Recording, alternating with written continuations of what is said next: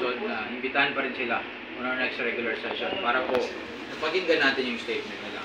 Dahil kanina, pinakinggan yung statement ng complainant at pinakita nila yung videos na nanggaling sa kanila at syempre dapat po malaman din natin yung statement from sa ating pong kapulisan at kung sino man po yung nag-serve ng search warrant. Dahil ginawa po natin ito in aid of legislation dahil gusto po natin maprotektahan yung welfare at ayaw po natin maulit-muli kung sakaling meron man nangyari na hindi tama o kamalian, ayaw po natin mangyari yun sa Cotabato, sa constituents natin sa Cotabato City, dahil ayaw natin na-oppress yung taong bayan ng Cotabato City. At katulad po nung sabi kanina ni Councilor Usman na trabaho po ng PNP to serve and protect. So dapat po gampanan nila yung kanilang mandate. At hintayin po natin, maybe by next week attend sila at mapakinggan natin naman. In the case of yung complainant, sabi nga natin kanina, wala na po sa Sangguniang Palunsod yan. At yung complainant, kung sakali mag-file po sila, doon po sila sa proper court mag-file ng case. Kung sakali po, wala na po tayo doon. Hindi na po natin pwede pangimasukan. And inibitahan din po natin, nakadalo kanina, yung management ng KCC. At nandito po sila, kasama si Atty. Torres. And ito po ay konektado doon sa pangyayaring shooting incident sa loob ng KCC Mall. Sabi ko nga kanina, yung pag-imbita sa kanila ay gusto natin malaman ano ba talaga yung nangyari at kung sakaling meron tayong maipasang legislative measures o legislative action na para hindi na maulit yung mga ganong bagay. And sabi nga natin kanina, pinapasalamatan natin yung KCC Mall dahil nga sa pag-invest nila dito sa Cotabato City, magkakaroon ng maraming trabaho at first time ito, napakalaking mall at excited nga ang lahat na sa pag-open ito. Gusto natin silang matulungan, gusto natin magipagtulungan sa kanila nang sa ganoon ay tuloy-tuloy yung pagpasok ng mga investor dito sa ating lungsod. And meron pong mga resolutions na naipasa kanina at meron ding naipasa si Councilor Henry Ali na resolution kanina. Yun po, yun yung mga gaganapan sa 139th regular session kanina.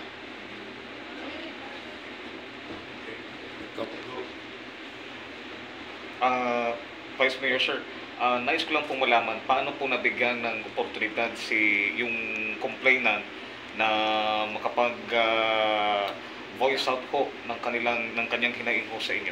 Last week po, dumalo sila sa ating tanggapan at kasama nila yung kanilang mga lawyers and meron silang complaint letter na address po sa atin and nakasaad doon, gusto nila mag-intervene ng Sangguniang Palunsod. But very limited po yung kakayahan ng Sangguniang Palunsod. Kaya napag-desisyon na natin, imbitahan sila at imbitahan din natin yung ating city director nang sa ganun malaman natin para maging patas, maging fair sa Sangguniang Palunsod. Dahil hanggang doon lang yung pwede natin gawin. Doon po sa ibang bagay na pag-file ng kaso, hindi na po kasama ang Sangguniang Palunsod. But kung nakitaan ng talagang hindi tama o kamalian yung ginawang pag-serve ng search warrant, ang Sangguniang Palunsod po ay hindi mag-aalanganin na magpasa ng resolution address sa ProBar, ating pumbuting regional director. Pwede rin po magpasa ng resolution at the same time dun po sa ating buting chief PNP at pwede rin po sa DILG or MILG, the case of BAR, at pwede rin po sa Office of the President. Kung sakaling nakitaan na magkaroon ng nag-serve sila ng search warrant na meron silang linabag na batas, then hindi po mag-aalanganin ng Sangguniang Palunsod na mag-file ng resolution recommending o di kaya mag-recommend tayo na mag-intervene ang national dun sa nangyaring kung sakaling hindi tama yung pag-serve nila ng search warrant dahil nga ayaw natin mangyari ito ulit. Lalo na ang mga biktima ay mahirap lamang ng taong bayan ng Cotabato City. Ayaw natin mangyari yan. At lalo na dun sa mga tao kung sakaling maulit yan, hindi naman mga inosente. Dahil according dun sa videos na pinresenta nila, nakikita talaga yung videos na meron nakikita doon na kamalian. So yun po. Panghuling na lamang po sa part ko, Vice Mayor. Yung sa KCC ho kanina, ano po yung mga naging rekomendasyon ng Sangguniang Panlungsod para ho sa progreso po ng konstruksyon? Hindi naka-attend yung security agency kasi ang unang concern natin doon yung nangyari shooting incident nga sa loob mismo. Kaya tinanong natin kung nandun pa yung mga security agency dahil sila yung naka-deploy doon, yung private security agency. Hindi nga sila nakadalog at sabi nga napag-usapan na kanina baka imbitahan sila on our next regular session. But ang magiging legislative action ng Sangguniang Panlungsod, titignan natin after ng pagpatawag sa kanila, pati na rin yung preparation sa pag-open ng KCC. Dahil alam ko maraming excited, maraming masaya dahil mag-open ng KCC Mall. Expected, dadagsa yung tao dyan. Expected din na magkakaroon ng matinding traffic. Kaya tinanong natin kanina yung mga preparations pagkatungkol dyan. Dahil meron po tayong traffic code, no? Pinasa ng Sangguniang Panlungsod. At kung sakaling may mga changes, kailangan po ng approval ng Sangguniang Panlungsod kung meron pong mangyari mga rerouting. So yun, kailangan po natin alamin yan. And katuwang nung traffic, yung pag-prepare din ng security. Kaya related po yung security pati yung traffic. Kaya mahalaga na inimbitahan natin sila kanina. Ngunit sa tingin natin, kailangan pa natin silang imbitahan on our next regular session para mas mapag-usapan pa. Sorry. Doon naman po sa naging speech ni Councilor Henry Ali, yung sa kanyang sinusunod na panungkala, isa po doon, nakapalo po doon yung sa bangko ng local government. The case of local government support fund. Doon po sa LGSF fund, sa katunayan, yan po yung kinwestiyon natin nung nakaraang buwan, last month pa. And sumulat po tayo agad sa pamunuan ng MFBM, Ministry of Finance, ng BARM. At sumulat din po tayo sa executive, sa ating po mayor. At tinanong natin doon yung kung kino-confirm ba nila na merong na-download na 150 million. And pangalawa, kung meron bang, kung sakaling kino-confirm nila, ano ba yung paglalaanan ng mga projects na yun. Kasi pagka sinabi mong LGSF, specific dapat yung paglalaanan ng mga projects.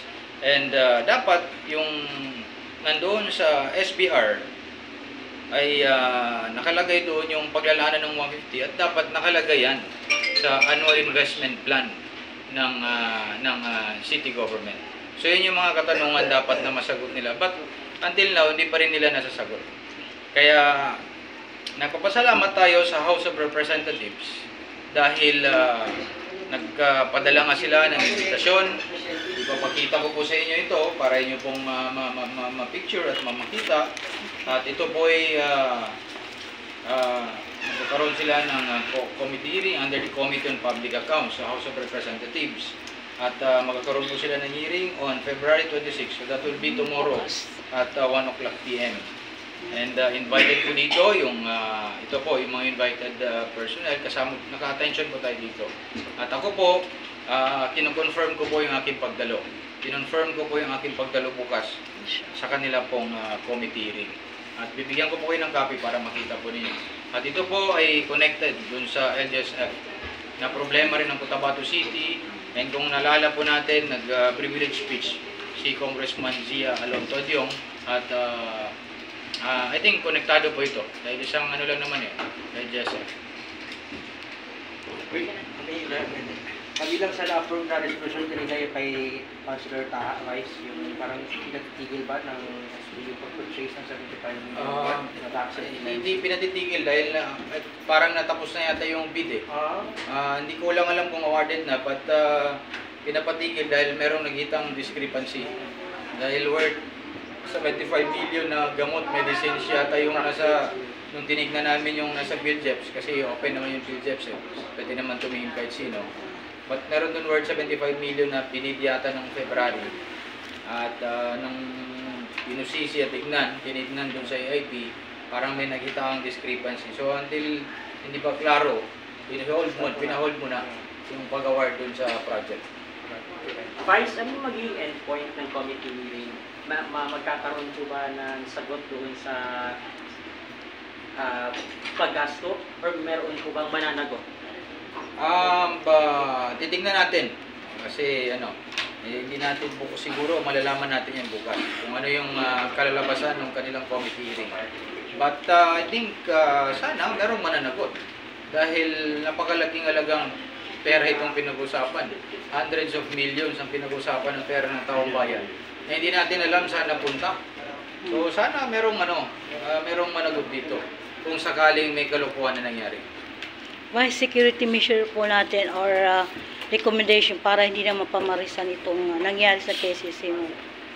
Meron pong maging aksyon ng Sangguniang Panlunsod, but pinag-aralan pa natin. At sigurado meron po para natin pagpaigtingin yung security measures ng Cotabato City. Maraming salamat, Okay. Mayor. Thank you. Wassalamualaikum warahmatullahi wabarakatuh.